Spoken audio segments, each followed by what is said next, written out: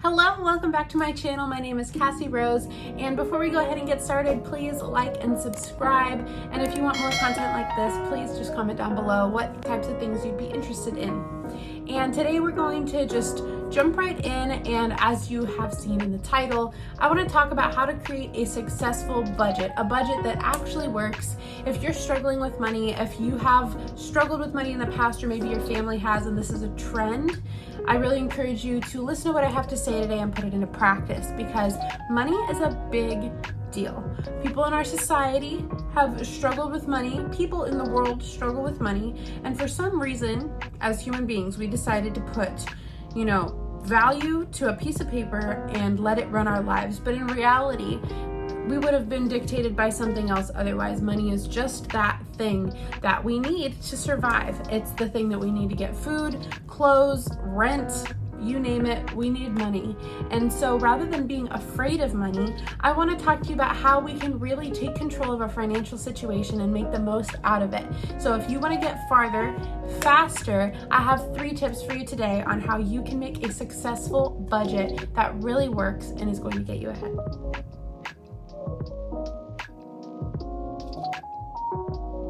I have 3 things for you today. Not a whole lot. I think that if we were to practice and master these 3 things, that all of us would have these beautiful budgets, these beautiful financial goals that are really set up to succeed. This is a huge, important thing for me to mention.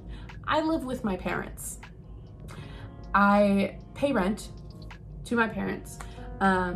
But they help me a lot. And so I'm in a season where I can do this, okay?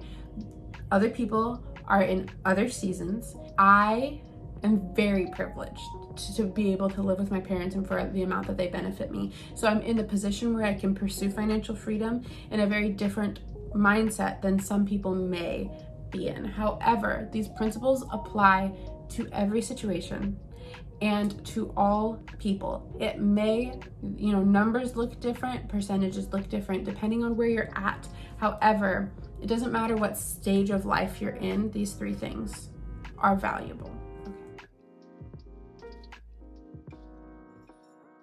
And so number 1 is know how much you're spending. That may seem really simple and straightforward, but I promise you it is the number 1 thing that most people are failing at right now. People are unaware of how much money they're really spending. And so I want to encourage you that if you are afraid of your finances, this is probably something that you do. If you have a credit card, you just swipe that credit card and you're like, oh, I'll pay it off later. I will take care of it, but I don't want to be concerned right now. Please put down the credit card, grab yourself by the shoulders and shake some sense into your head. We need to be aware of how much money we're spending. And I'm sorry if I keep touching my hair. It's like the biggest, I just don't even know what to do with it right now. We need to be aware of where every single dollar that we make is going. The truth of the matter is, credit cards are a beautiful thing. They will save your life in a pinch. However, they will also take it just as quickly. Before we decide how we pay, before we decide whatever, just know how much you're spending, because we don't want to get in that habit of swiping and dipping and just being completely unaware. There's a couple things that I think we could really practically do to accomplish this goal. So if we want to know how much you're spending, I have 3 techniques that have really helped me. Number 1 is spendvelopes, or envelopes for spending. I know that they actually have like spendvelopes. Oh my gosh, I should get my actual spendvelopes and show you. That would have been smart. Okay, so this is my wallet. And in my wallet at all times, I have these. They're really cute. I bought them off of Amazon, so if you're looking for ones that are really cute, go ahead and, should I link them? Maybe I'll try to find them. I bought them a long time ago, but I just label them. This one's miscellaneous, eating out, and drinks, because I eat out, but then I drink coffee and boba like it's a hobby. So I have these envelopes, and inside of them I keep how much money I have available to spend at that given time. So I keep it in cash, and each of them has one of these little tables. I'll show the side that I haven't written on, but you just put a little description, like the remainder of how much money is left in your envelope, and then how much you spent, and you can add the date. yes, it's tedious. It can take a lot of time to, get to the checkout, open your envelope, get in the car, look at the receipt, write down. However, if you have a habit of chronically spending more money than you make, this is a beautiful practice. Oh my gosh, I can't deal with it. Okay, let's try this again. If you have a habit of chronically spending money that you do not have, I would highly recommend getting a system like this where you have envelopes and you are physically writing down, I spent $20 out on lunch, and just that act of writing it down is going to really just shock you into realizing how much you spend. Another option is a spending diary, where you do exactly the same thing, except you don't keep it in here. But if you're using cash and credit and debit, you could take a specific journal, and every time you make a transaction, you just write it down so that you are physically aware of the amount of money that you're spending. Because all of us over the age of 13, okay, it does not matter how old you are, if you're over that age and have any amount of spending money for whatever reason, we get in the habit of spending astronomical amounts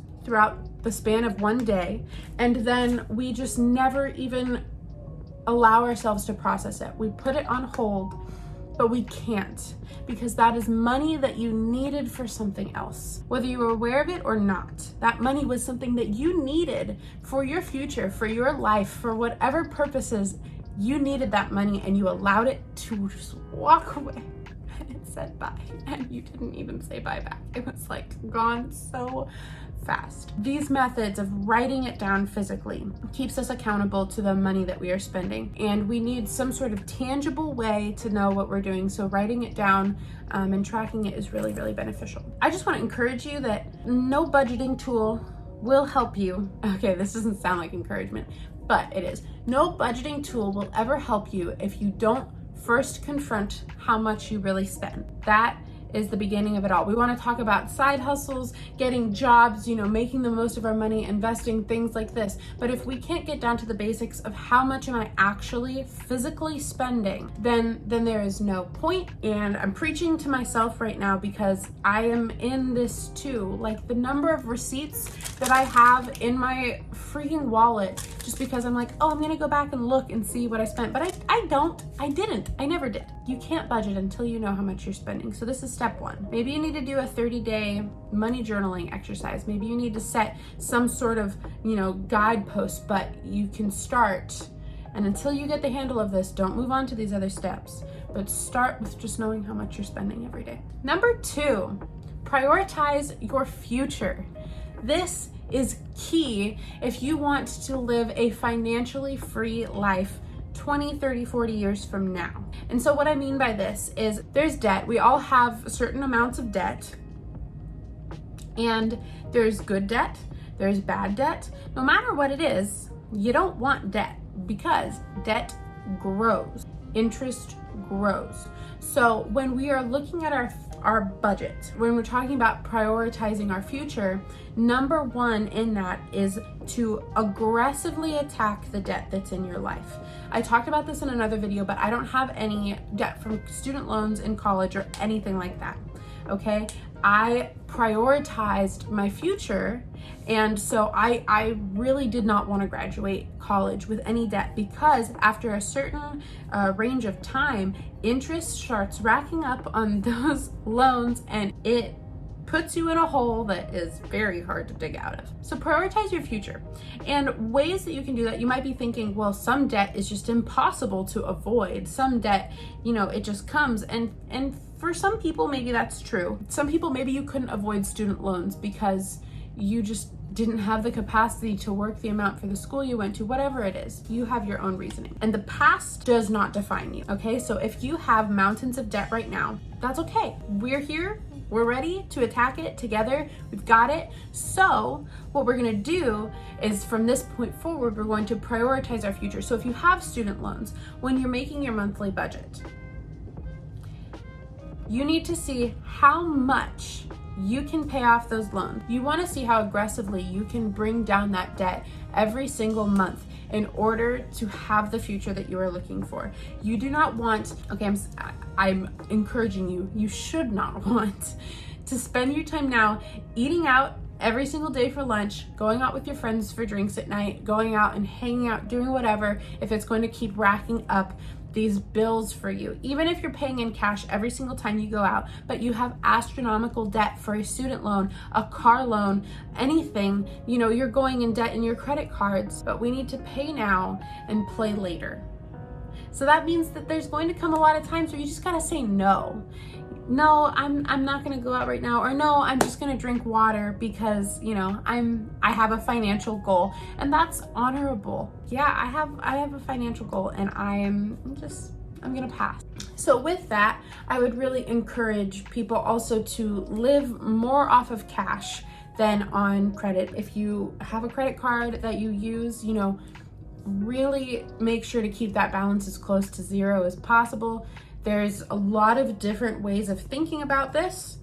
Some people say, well, you need to have something on your credit card, otherwise your credit score will be bad. However, if you want to set yourself up in the future right now, keeping that debt low, getting good credit, but also, you know, keeping your debt as low as possible so you're not racking up interest, that's going to be the most beneficial. Really be prudent about where you're spending your money. If you're going to make big purchases that give you some debt, make sure that those purchases are going to benefit you for a long time. One example of this is buying a car. When I looked for the car that I was going to buy, knowing that I was going to have a loan, knowing that it was going to put me into a certain amount of debt, I wanted to weigh the pros and cons of it. So when I was looking for a car, I bought one that I'm going to be able to have for years and years and years, that, you know, if with it I get married and have kids, this is a practical car for that situation. I'm not going to have to get a new one for any situation at any time in the future.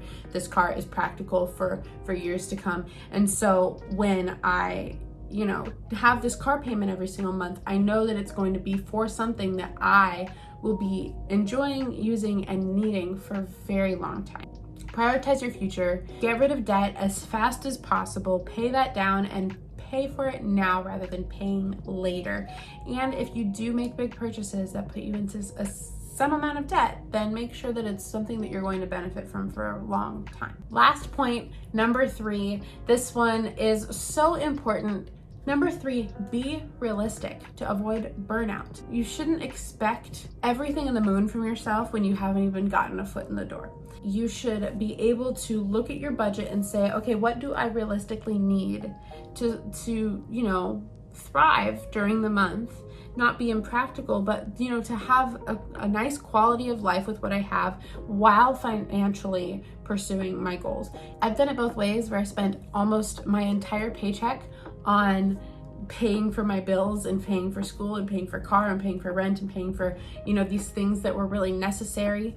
And I've also done it the other way, where I really put a lot of my saving on hold. I put a lot of my bills, you know, at the last minute, because I was just spending, you know, in a way that pleased me. And I found that this middle ground is the most supportive for a lifestyle of financial freedom, because it's kind of like dieting, where you could go on a crash diet and then you get the place that you're happy about. Maybe you lost 40 pounds, you saved $5,000, and then you get there barely crawling over the finish line. And then once you're like, oh, I did it, I put that down payment on my car, now I'm gonna go on a shopping spree and buy all those clothes that I put off buying for the last 6 months.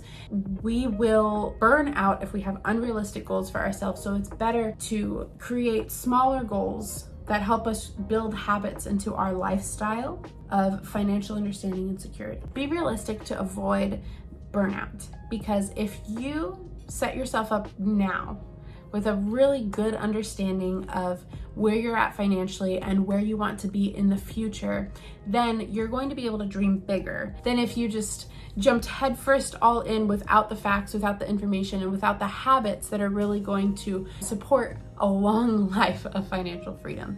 I would really encourage you guys to do these 3 things. Know how much you're spending, prioritize your future, and be realistic with yourself. And if you start here by taking an account of how much you're spending and where you would like to be in the future. That's a great launching point for where you're gonna go later on. I hope that this was helpful to you. I know that it was more big picture. It wasn't dollars and cents how to plan out your money, but I think that this is more of a foundation because I don't know what your paycheck is. What's really more beneficial is to know what it takes to really take care of your money. So I hope that this was helpful to you. I really enjoyed talking about this. Again, like and subscribe. I love being able to talk about things that are going to benefit you and your future. I'm doing this to help. And if you'd like more videos like this, please just let me know. But I'll see you guys on Monday with another singing video. And then next Friday, we'll be coming out with some more things to help you pursue that life that you're really looking for. Bye. I eat out, but then I drink coffee and boba like it's a hobby. So